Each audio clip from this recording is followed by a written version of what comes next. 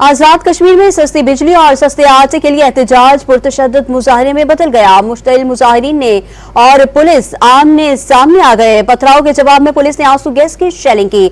अवामी action committee के ऐलान करदा लॉन्ग मार्च रोकने के लिए रास्तों में पुलिस की भारी नफरी तैनात की गई है। पाकिस्तान के कब्जे वाले कश्मीर यानी पीओके में महंगाई के कारण युद्ध जैसे हालात बने हुए हैं। लोग शहबाज सरकार के खिलाफ सड़कों पर उतर आए हैं और जमकर अपनी आवाज बुलंद कर रहे हैं। लोगों में गुस्सा इतना है कि ऐसा लग रहा है जैसे जल्द ही पीओके पाकिस्तान के हाथों से फिसलने वाला है।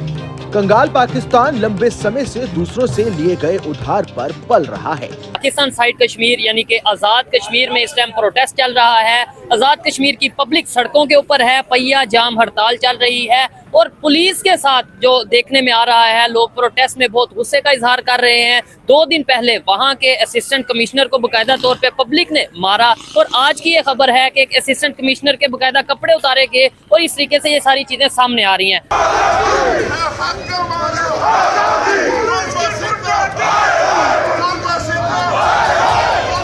पाकिस्तान में इन दिनों जबरदस्त बवाल देखने को मिल रहा है। सस्ती बिजली और आटे की फरहमी के लिए आजाद कश्मीर में अवामी एक्शन कमेटी की अपील पर शटर डाउन और पहिया जाम हड़ताल दूसरे रोज भी जारी रही। आजाद कश्मीर भर में तमाम कारोबारी मराकज, दफातर और तालीमी इदारे बंद रहे। ऐसे में लोग बिजली की कीमतों में बढ़ोतरी और ऊंचे दामों पर आटा मिलने से परेशान हैं और इसी के खिलाफ विरोध कर रहे हैं।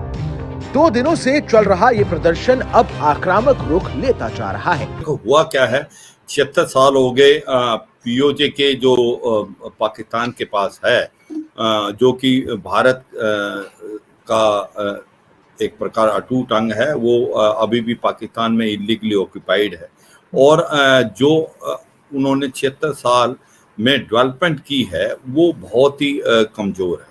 पाकिस्तान के कब्जे वाले कश्मीर में इस वक्त जंग जैसे हालात बन चुके हैं।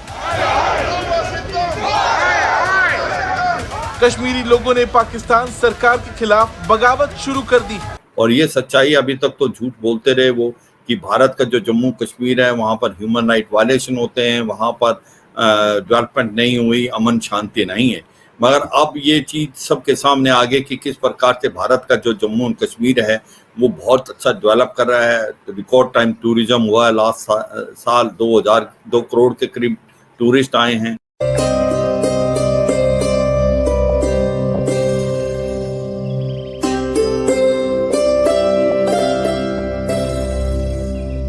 ये जा रहा है कि जी वहां पर कई तरह के टैक्सेस लगाए हैं गवर्नमेंट ने या लगाने जा रही है। उसके साथ साथ आटे की भी वहां पे प्रॉब्लम है, उन लोगों को सही प्राइस में नहीं मिल रहा, तो वो लोग रोड पर आ गए हैं। पुलिस जो है वो जिस तरह से उनके साथ बिहेव कर रही है वो सब देखा जा सकता है।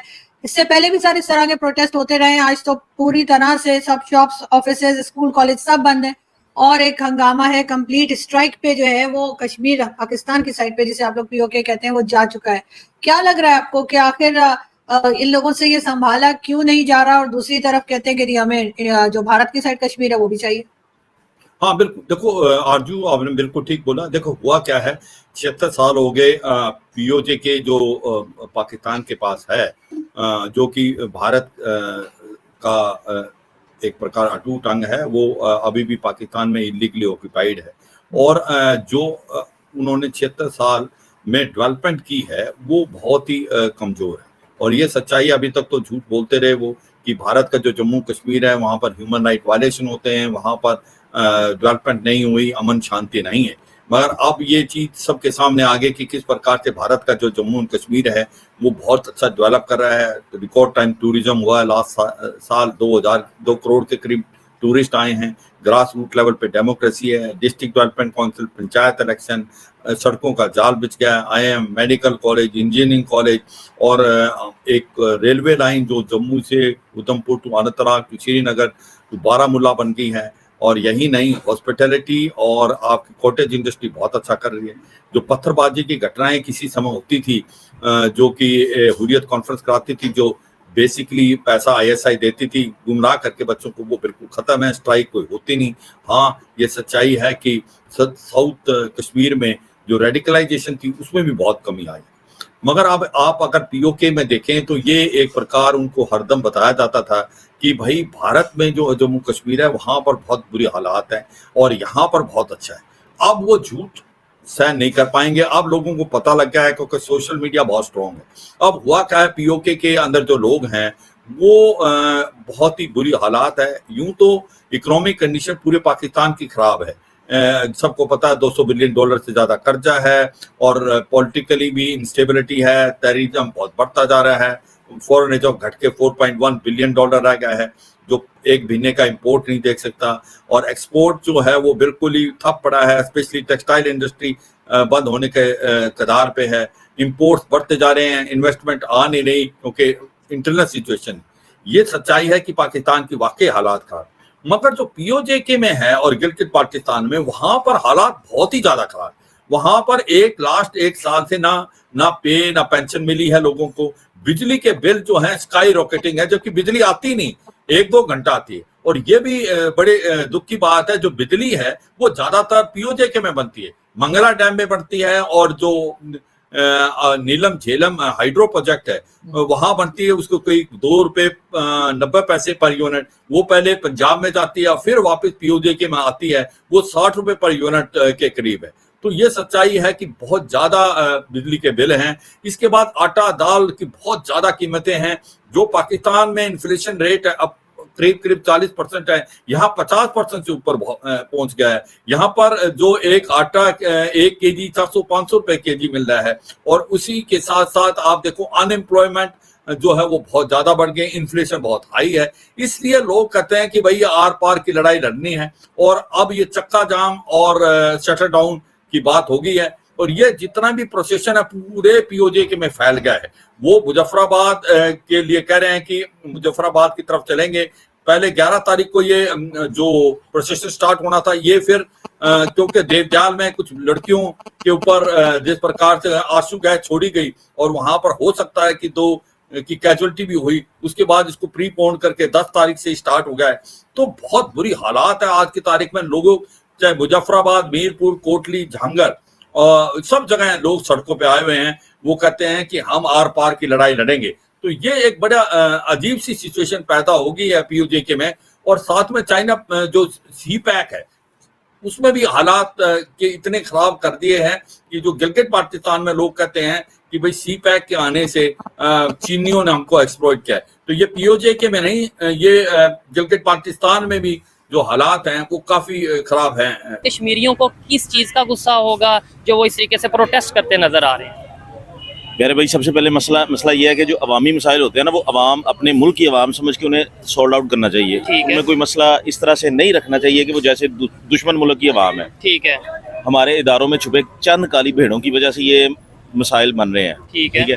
और उसका मसला सबसे जो है ना, जो बेसिक जिसे कहते हैं, वो ये है कि आपकी जो अवामी हुकूमत नहीं है। अगर आपकी अवामी हुकूमत हो तो अवाम को मसाइल, वो हमारी हुकूमत तो जो है वो तो टिकटॉक पे बैठ के मसले सॉल्व कर रहे हैं। उनके तो मुल्क की मसाइल से कोई परवाह ही नहीं है। नहीं, हमें तो, आपको भी मुझे भी शुरू से यही बताया गया होगा कि भाई, या बताया जाता है कि भाई हमने तो उस साइड वाला कश्मीर भी लेना है, वहाँ पे बहुत जुल्म है, ये है वो है। जब ये वीडियोस जो वहाँ पे हमें सामने देखने को मिल रही हैं, यहाँ पाकिस्तान साइड कश्मीर की, इंडिया साइड कश्मीर के लोग देखेंगे तो वो क्या सोचेंगे कि इन लोगों ने आज़ाद करवाना था, या ये लोग कहते हैं कि जुल्म हो रहा है। जुल्म कहाँ हो रहा है वो तो मीडिया पे अब देखे ना, पहले इंडिया के हवाले से कभी कोई जनरल या कभी उनका कोई भी बंदा न्यूज रिपोर्ट करता था पाकिस्तानी आर्मी के हवाले से, हम एक महाज क्या, हम एक पहाड़ बन जाते थे उनके अगेंस्ट। ठीक है। अब की बार आप ये देखें, अब वो लोग जिस तरह से तंज करते हैं ना हम पाकिस्तानियों पे, वो कहते हैं ये तो मकबूजा पाकिस्तान है, ये तो मकबूजा पाकिस्तान में रह रहे हैं, ये तो अमेरिकी कॉलोनी है, वो पता नहीं क्या किस तरह चाइनीज कॉलोनी है, किस तरह के वो इल्जाम लगाते हैं। और हमारे इदारों में ये लोग समझते नहीं है इन चीजों को, क्योंकि उनका ये तो कंसर्न ही नहीं है। दोस्तों, पाकिस्तान के कब्जे वाले कश्मीर में इन दिनों उथल पुथल मची हुई है। सरकार और पाकिस्तानी सुरक्षा बलों के खिलाफ आम आदमी का गुस्सा फूट चुका है और वे सड़कों पर उतर चुके हैं। दरअसल महंगाई से त्रस्त जनता ने जब सरकार के खिलाफ मोर्चा खोला तो पाकिस्तान की शहबाज शरीफ सरकार ने भीड़ का दमन शुरू कर दिया। हिंसा इतनी बड़ी कि गोलियां चल गई और कम से कम 2 नागरिक की जान चली गई। यह प्रदर्शन हाई टैक्स, बिजली के बिल और महंगाई में हो रही बढ़ोतरी को लेकर था। इसी बीच पुलिस ने भीड़ पर आंसू गैस के गोले छोड़े। इसके बाद यह प्रदर्शन पीओके के दूसरे हिस्से में भी फैल गया।